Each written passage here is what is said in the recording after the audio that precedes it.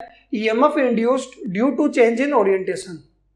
हम क्या करेंगे, यूनिफॉर्म मैग्नेटिक फील्ड के अंदर एक रेक्टेंगुलर शेप की कॉइल प्लेस करेंगे और उस कॉइल का एरिया फिक्स होगा, नंबर ऑफ टर्न्स होंगे, ठीक है। उस कॉइल को मैग्नेटिक फील्ड के अंदर एंगुलर वेलोसिटी ओमेगा से रोटेट करवाएंगे। देखो अगर डायग्राम बनाता हूं, डायग्राम से आपको समझ में आएगा। मैंने यहां पे क्या बोला कि ये आपके पास मान लो ये यूनिफॉर्म मैग्नेटिक फील्ड है,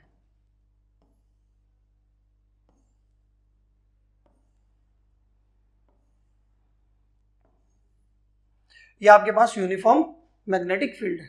इस यूनिफॉर्म मैग्नेटिक फील्ड के अंदर मैंने कोई कॉइल प्लेस कर दी रेक्टेंगुलर शेप की, देखना इस तरीके से,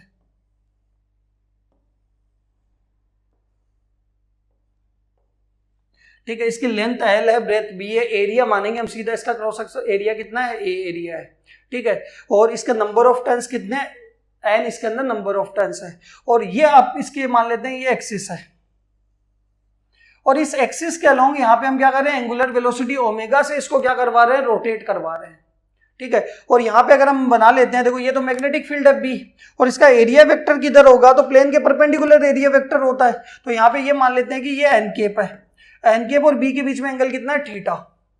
अब आप रोटेट करा रहे हो तो ये थीटा बार बार क्या हो रहा है, चेंज हो रहा है, थीटा चेंज हो रहा है मतलब फ्लक्स चेंज हो रहा है, क्लियर है। तो सबसे पहले तो हम इसका क्या निकालेंगे, फ्लक्स निकालेंगे, फिर चेंज इन फ्लक्स निकालेंगे कि टाइम के साथ कितना फ्लक्स चेंज हो रहा है, और वही आपका क्या होता है, ईएमएफ इंड्यूस्ड होता है। कितना ईएमएफ इंड्यूस होगा, rate of change of flux के इक्वल होगा, ठीक है। तो देखो इसका फ्लक्स कैसे निकालेंगे, तो इसके अंदर हमने लिखा है कि let a rectangular metallic frame having n number of turns, ये रेक्टेंगुलर मेटालिक फ्रेम है जिसके अंदर एन नंबर ऑफ टर्न्स है, एरिया इसका ए है, और ये रोटेट कर रहा है with angular velocity omega in uniform magnetic field B, clear है।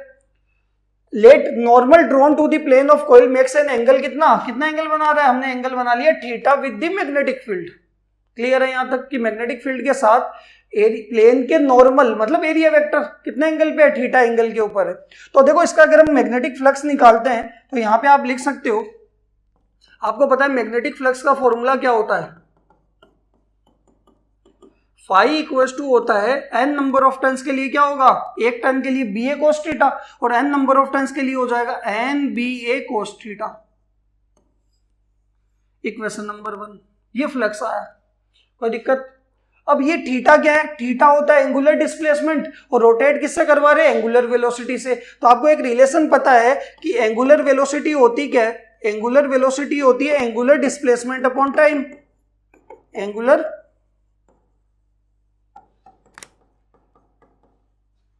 डिस्प्लेसमेंट अपॉन में क्या आने वाला है, टाइम। तो अगर आप ओमेगा निकालोगे तो ओमेगा को क्या लिख सकते हो, एंगुलर डिस्प्लेसमेंट थीटा, टाइम कितना लग रहा है, टी।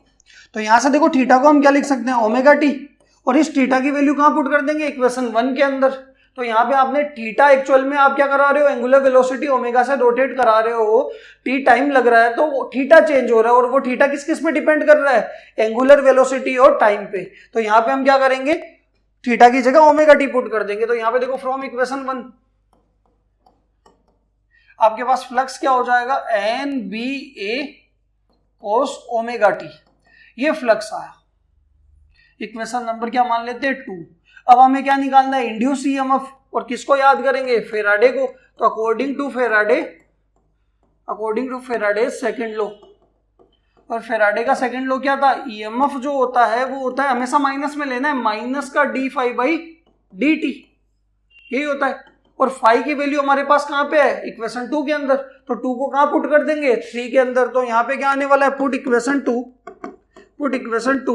In equation 3।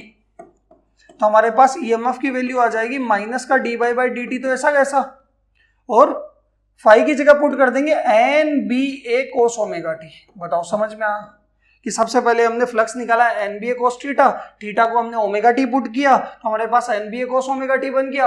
अब आप क्या कर सकते हो, या तो डायरेक्ट ये फॉर्मूला लगा के फाई की वैल्यू पुट कर दो, या फिर इसको डिफरेंशिएट कर दो टाइम के रेस्पेक्ट में, एक ही बात है। मैंने फॉर्मूला लगा के यहाँ पे फाई की वैल्यू पुट कर दी।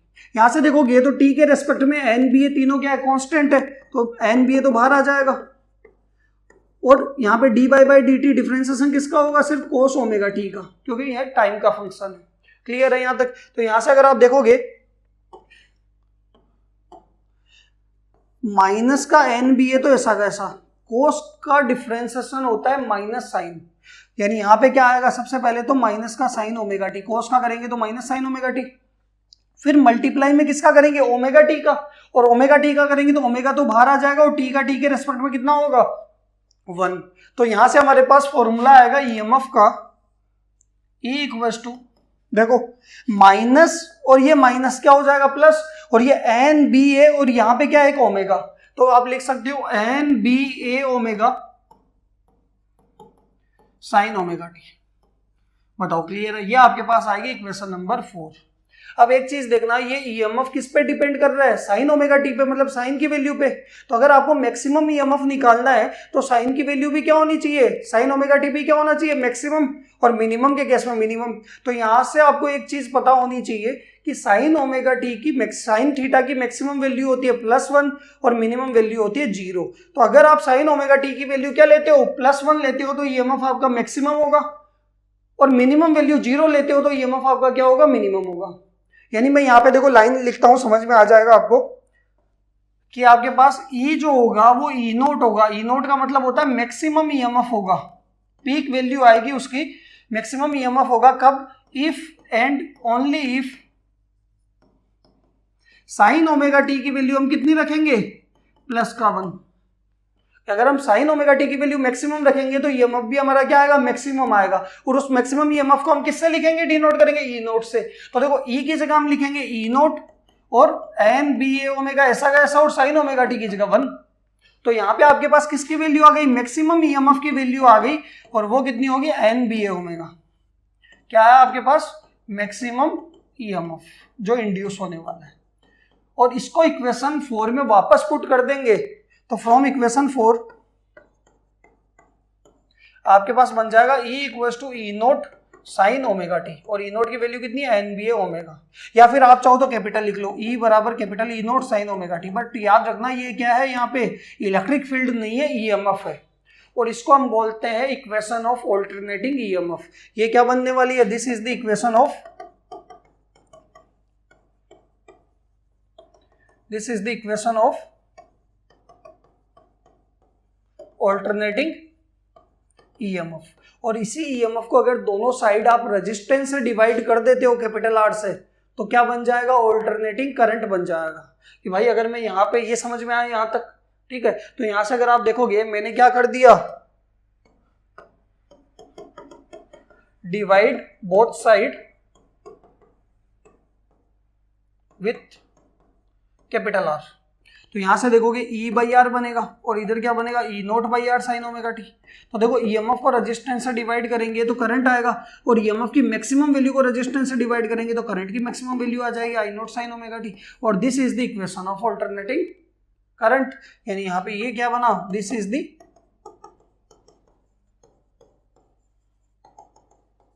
Equation of AC alternating current. समझ में आया यहाँ तक। तो हमें यहां तक भी आप छोड़ सकते हो, अगर करंट निकाल के बताना है तो करंट भी बता सकते हो। करंट किसके क्रॉस आएगा, रेजिस्टेंस के क्रॉस आएगा।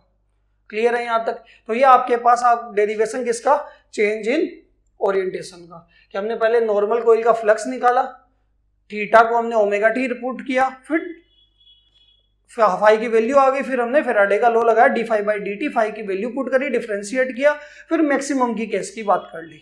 बताओ क्लियर है यहाँ तक। ये हमारे पास मेथड्स खत्म, उनके डेरिवेशन खत्म।